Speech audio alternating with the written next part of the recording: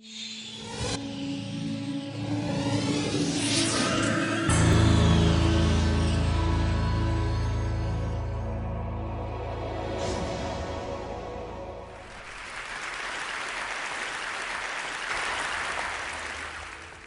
afternoon.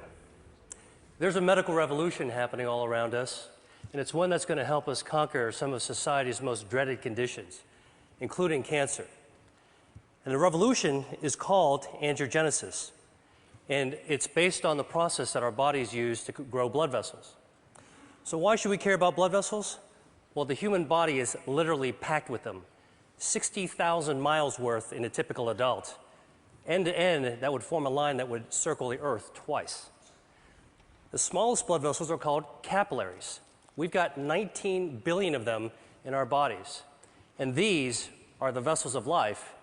And as I'll show you, they can also be the vessels of death. Now, the remarkable thing about blood vessels is that they have this ability to adapt to whatever environment they're growing in. For example, in the liver, they form channels to detoxify the blood. In the lung, they line air sacs for gas exchange. In muscle, they corkscrew so that muscles can contract without cutting off circulation. And in nerves, they course along like power lines, keeping those nerves alive. And we get most of these blood vessels when we're actually still in the womb. And what that means is that as adults, blood vessels don't normally grow, except in a few special circumstances. In women, blood vessels grow every month to build the lining of the uterus. During pregnancy, they form the placenta, which connects mom and baby. And after injury, blood vessels actually have to grow under the scab in order to heal a wound. And this is actually what it looks like, hundreds of blood vessels all growing towards the center of the wound. So the body has the ability to regulate the amount of blood vessels that are present at any given time. And it does this through an elaborate and elegant system of checks and balances, stimulators and inhibitors of angiogenesis, such that when we need a brief burst of blood vessels, the body can do this by releasing stimulators, proteins called angiogenic factors, that act as natural fertilizer and stimulate new blood vessels to sprout. And when those excess vessels are no longer needed, the body prunes them back to baseline using naturally occurring inhibitors of angiogenesis. Now, there are other situations where we start beneath the baseline and we need to grow more blood vessels just to get back to normal levels, for example, after an injury.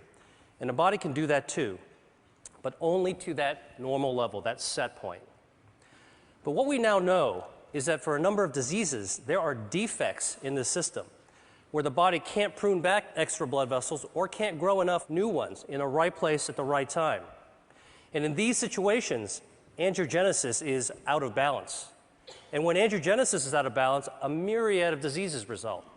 For example, insufficient angiogenesis, not enough blood vessels, leads to wounds that don't heal, heart attacks, legs without circulation, death from stroke, nerve damage. And on the other hand, excessive angiogenesis, too many blood vessels, drives disease. And we see this in cancer, blindness, arthritis, obesity, Alzheimer's disease. In total, there are more than 70 major diseases affecting more than 1 billion people worldwide that all look on the surface to be different from one another, but all actually share abnormal angiogenesis as their common denominator. And this realization is allowing us to reconceptualize the way that we actually approach these diseases by controlling angiogenesis. Now, I'm going to focus on cancer because angiogenesis is a hallmark of cancer, every type of cancer. So here we go. This is a tumor, dark, gray, ominous mass growing inside a brain. And under the microscope, you can see hundreds of these brown-staining blood vessels, capillaries, that are feeding cancer cells, bringing oxygen and nutrients. But cancers don't start out like this. And in fact, cancers don't start out with a blood supply. They start out as small, microscopic nests of cells that can only grow to 1/2 a cubic millimeter in size. That's the tip of a ballpoint pen. Then they can't get any larger because they don't have a blood supply, so they don't have enough oxygen or nutrients. And in fact, we're probably forming these microscopic cancers all the time in our body. Autopsy studies from people who died in car accidents have shown that about 40% of women between the ages of 40 and 50 actually have microscopic cancers in their breasts. About 50% of men in their 50s and 60s have microscopic prostate cancers. And virtually 100% of us, by the time we reach our 70s, will have microscopic cancers growing in our thyroid. Yet without a blood supply, most of these cancers will never become dangerous. Dr. Judah Folkman, who was my mentor and who was the pioneer of the angiogenesis field, once called this cancer without disease. So the body's ability to balance angiogenesis, when it's working properly, prevents blood vessels from feeding cancers. And this turns out to be one of our most important defense mechanisms against cancer. In fact, if you actually block angiogenesis and prevent blood vessels from ever reaching cancer cells, tumors simply can't grow up. But once angiogenesis occurs, cancers can grow exponentially. And this is actually how a cancer goes from being harmless to deadly. Cancer cells mutate, and they gain the ability to release lots of those angiogenic factors, natural fertilizer, that tip the balance in favor of blood vessels invading the cancer. And once those vessels invade the cancer, it can expand, it can invade local tissues, and the same vessels that are feeding tumors allow cancer cells to exit into the circulation as metastases. And unfortunately, this late stage of cancer is the one at which it's most likely to be diagnosed, when angiogenesis is already turned on and cancer cells are growing like wild. So, if angiogenesis is a tipping point between a harmless cancer and a harmful one, then one major part of the angiogenesis revolution is a new approach to treating cancer by cutting off the blood supply. We call this anti-angiogenic therapy, and it's completely different from chemotherapy because it selectively aims at the blood vessels that are feeding the cancers. And we can do this because tumor blood vessels are unlike normal healthy vessels we see in other places of the body. They're abnormal, they're very poorly constructed, and because of that, they're highly vulnerable to treatments that target them. And in fact, when we give cancer patients anti-angiogenic therapy, here, an experimental drug for a glioma, which is a type of a brain tumor, you can see that there are dramatic changes that occur when the tumor is being starved. Here's a woman with a breast cancer being treated with the anti-angiogenic drug called Avastin, which is FDA approved, and you can see that the halo of blood flow disappears after treatment. Now, I've just shown you two very different types of cancer that both responded to anti-angiogenic therapy. So a few years ago, I asked myself, can we take this one step further and treat other cancers, even in other species? So here is a 9-year-old boxer named Milo who had a very aggressive tumor called a malignant neurofibroma growing on his shoulder. It invaded to his lungs. His veterinarian only gave him 3 months to live. So we created a cocktail of anti-angiogenic drugs that could be mixed into his dog food, as well as an anti-angiogenic cream that could be applied on the surface of the tumor. And within a few weeks of treatment, we were able to slow down that cancer's growth such that we were ultimately able to extend Milo's survival to 6 times what the veterinarian had initially predicted, all with a very good quality of life. And we've subsequently treated more than 600 dogs. We have about a 60% response rate and improved survival for these pets that were about to be euthanized. So let me show you a couple of even more interesting examples. This is a 20-year-old dolphin living in Florida, and she had these lesions in her mouth that, over the course of 3 years, developed into invasive squamous cell cancers. So we created an anti-angiogenic paste. We had it painted on top of the cancer 3 times a week, and over the course of 7 months, the cancers completely disappeared and the biopsies came back as normal. Here's a cancer growing on the lip of a quarter horse named Guinness. It's a very, very deadly type of cancer called an angiosarcoma, had already spread to his lymph nodes. So we used the anti-angiogenic skin cream for the lip and the oral cocktail so we could treat from the inside as well as the outside. And over the course of 6 months, he experienced a complete remission. And here he is 6 years later, Guinness, with his very happy owner. Now, obviously, anti-angiogenic therapy could be used for a wide range of cancers. And in fact, the first pioneering treatments for people as well as dogs are already becoming available. There's 12 different drugs, 11 different cancer types, but the real question is, how well do these work in practice? So here is actually the patient survival data from 8 different types of cancer. and the bars represent survival time taken from the era in which there was only chemotherapy or surgery or radiation available. But starting in 2004, when anti-angiogenic therapies first became available, you can see that there has been a 70 to 100% improvement in survival for people with kidney cancer, multiple myeloma, colorectal cancer, and gastrointestinal stromal tumors. That's impressive. But for other tumors and cancer types, the improvements have only been modest. So I started asking myself, why haven't we been able to do better? And the answer to me is obvious. We're treating cancer too late in the game, when it's already established and oftentimes it's already spread or metastasized. And as a doctor, I know that once a disease progresses to an advanced stage, achieving a cure can be difficult, if not impossible. So I went back to the biology of angiogenesis and started thinking, could the answer to cancer be preventing angiogenesis? Beating cancer at its own game, so that cancers could never become dangerous. This could help healthy people, as well as people who have already beaten cancer once or twice and want to find a way to keep it from coming back. So to look for a way to prevent angiogenesis in cancer, I went back to look at cancer's causes. And what really intrigued me was when I saw that diet accounts for 30 to 35% of environmentally caused cancers. Now, the obvious thing is to think about what we could remove from our diet, what to strip out, take away. But I actually took a completely opposite approach and began asking, what could we be adding to our diet that's naturally anti-angiogenic, that could boost the body's defense system and beat back those blood vessels that are feeding cancers?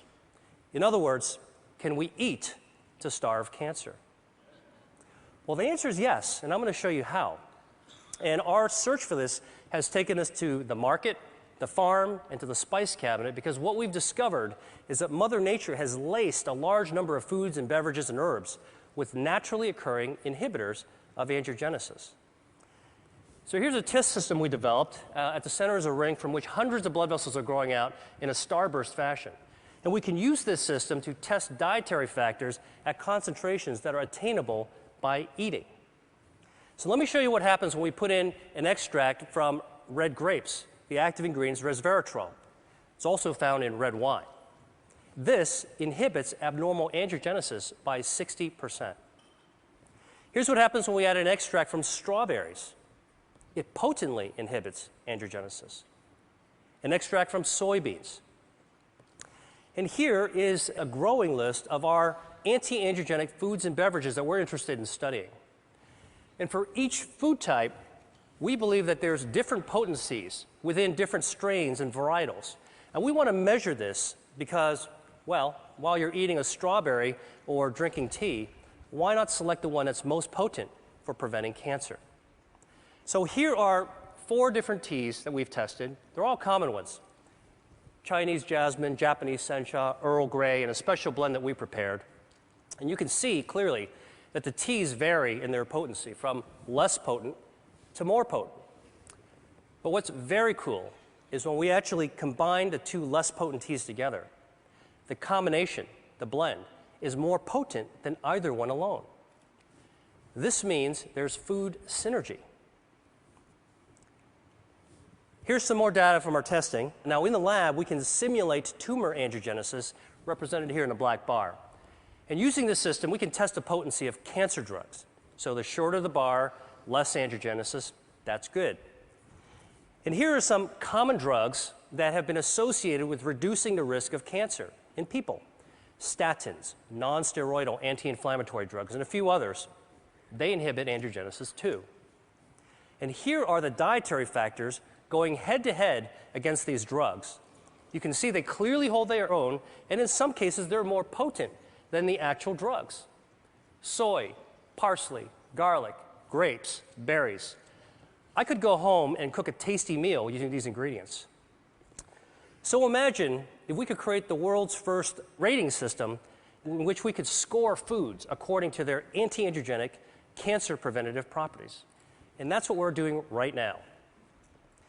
Now, I've shown you a bunch of lab data, and so the real question is, what is the evidence in people that eating certain foods can reduce angiogenesis in cancer. Well, the best example I know is a study of 79,000 men followed over 20 years, in which it was found that men who consumed cooked tomatoes 2 to 3 times a week had up to a 50% reduction in their risk of developing prostate cancer. Now, we know that tomatoes are a good source of lycopene, and lycopene is anti-angiogenic. But what's even more interesting from this study is that in those men who did develop prostate cancer, those who ate more servings of tomato sauce actually had fewer blood vessels feeding their cancer. So this human study is a prime example of how anti-angiogenic substances present in food and consumed in practical levels can impact on cancer. And we're now studying the role of a healthy diet with Dean Ornish at UCSF and Tufts University on the role of this healthy diet on markers of angiogenesis that we can find in the bloodstream. Now, obviously, what I've shared with you has some far-ranging implications even beyond cancer research, because if we're right, it could impact on consumer education, food services, public health, and even the insurance industry. And in fact, some insurance companies are already beginning to think along these lines. Check out this ad from Blue Cross Blue Shield of Minnesota. And for many people around the world, dietary cancer prevention may be the only practical solution, because not everybody can afford expensive end-stage cancer treatments, but everybody could benefit from a healthy diet based on local, sustainable, anti-angiogenic crops. Now, finally, I've talked to you about food, and I've talked to you about cancer, so there's just one more disease that I have to tell you about, and that's obesity. Because it turns out that adipose tissue, fat, is highly angiogenesis dependent. And like a tumor, fat grows when blood vessels grow. So the question is, can we shrink fat by cutting off its blood supply? So the top curve shows the body weight of a genetically obese mouse that eats nonstop until it turns fat like this furry tennis ball. And the bottom curve is the weight of a normal mouse. If you take the obese mouse and give it an angiogenesis inhibitor, it loses weight. Stop the treatment, gains the weight back. Restart the treatment, loses the weight again. Stop the treatment, gains the weight back. And in fact, you can cycle the weight up and down simply by inhibiting angiogenesis. So this approach that we're taking for cancer prevention may also have an application for obesity. The really, truly interesting thing about this is that we can't take these obese mice and make them lose more weight than what the normal mouse's weight is supposed to be. In other words, we can't create supermodel mice. And this speaks to the role of angiogenesis in regulating healthy set points. Albert Szent-Györgyi once said that discovery consists of seeing what everybody has seen and thinking what nobody has thought. I hope I've convinced you that for diseases like cancer, obesity, and other conditions, that there may be a great power in attacking their common denominator, angiogenesis. And that's what I think the world needs now. Thank you.